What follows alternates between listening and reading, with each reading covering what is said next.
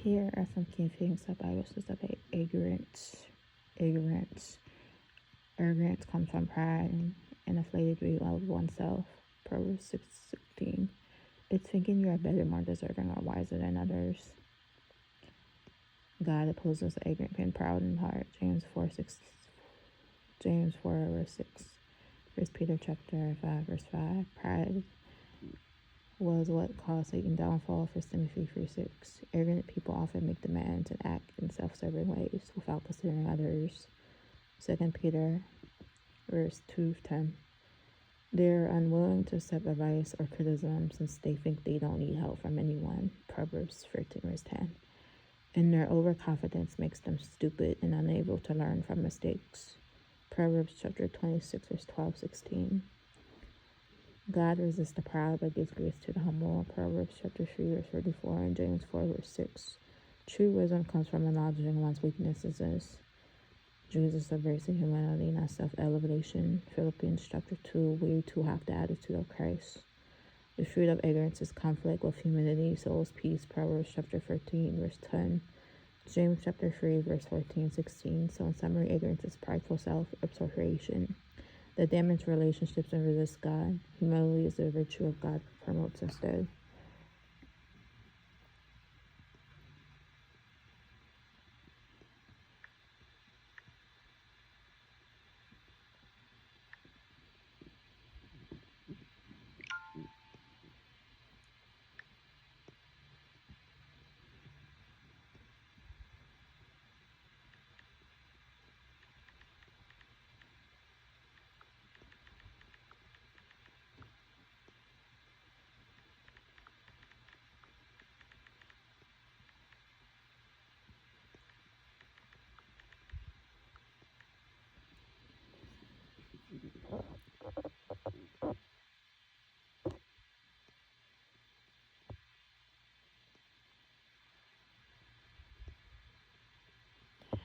Yes, I understand the issue you're describing. People who are constantly busy and prioritize their activities, work, over maintaining friendships can hurt their relationships. Friendship is a two-way street that requires time, effort, and open communication to thrive. Being too busy leaves little room for this. Close friends and family will feel neglected and taken for granted if others are always canceling plans or hard to reach due to being overscheduled.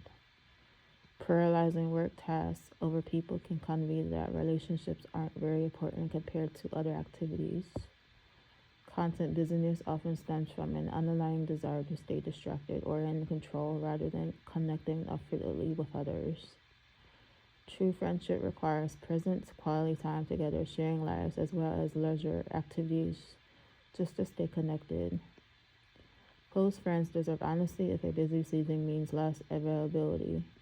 Setting clear expectations is caring. It's good to be productive, but we all need community. Balance is important for our well-being and relationships.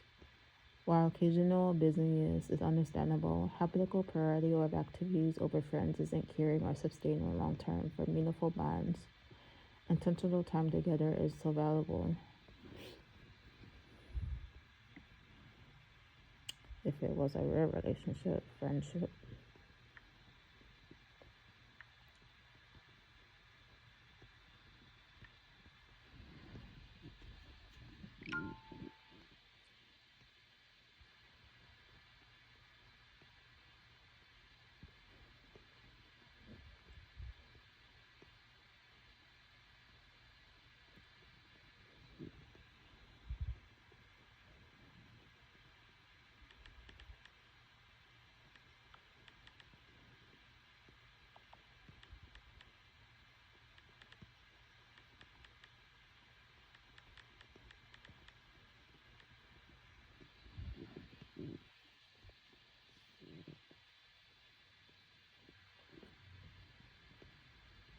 You're right that worldly people often don't place high value on intentionally nurturing friendships and commonly through quality time together.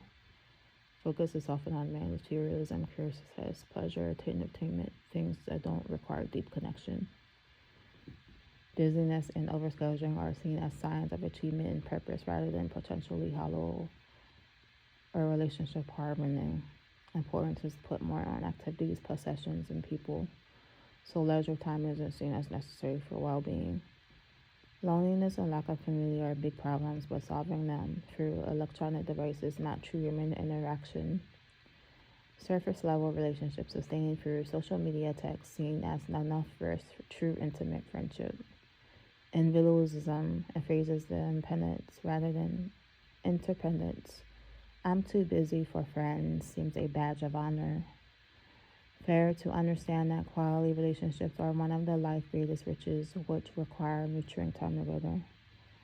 You're wise to recognize these distinctions of worldly thinking versus biblical wisdom about intentionally prioritizing real community and friendship. For being fully present with others, it really is about priorities and perceptives on life's deepest meaning.